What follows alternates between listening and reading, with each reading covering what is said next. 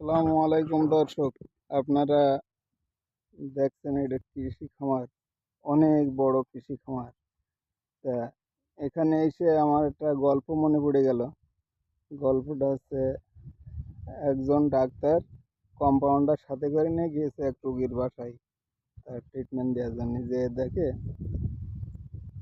আহ, doctor আগে দেখে নিয়েছে রুগীর খাটের নিচে কলা আছে। তা এবার রোগীর জ্বরটা মেপে দেখে বলছে যে, তুমি এত কলা খেয়েছো কেন?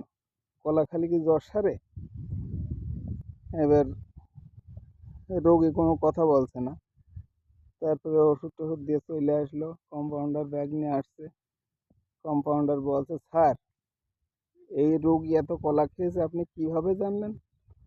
তা বলছে, আরে বোকা, খাটের নিচে দেখি বহুত কলার খোসা পড়ে আছে, তাই আমি অনুমান করে বললাম ও কলা খেয়েছে অনেক।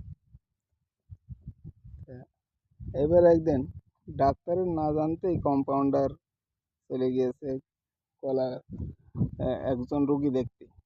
যে খাটের নিচেই দেখে যে কলার খোসা এই ছেঁড়া জুতো পড়ে আছে কয়েক জোড়া।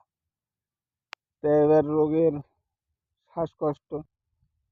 এবার রোগীর বলছে, শ্বাসকষ্ট তোমার হবে নাকি আমার হবে? তুমি এত ছেঁড়া জুতো খেয়েছো কেন? বলার সাথে সাথে রোগীর লোকেরা ঠাস ঠাস করে মার শুরু করে দিয়েছে। যদি আমার গল্পটা আপনাদেরকে একটুও ভালো লেগে থাকে, আমার চ্যানেলটা লাইক, কমেন্ট, শেয়ার করবেন। সেখানে হবে আমার সব থেকে বড় সার্থকতা।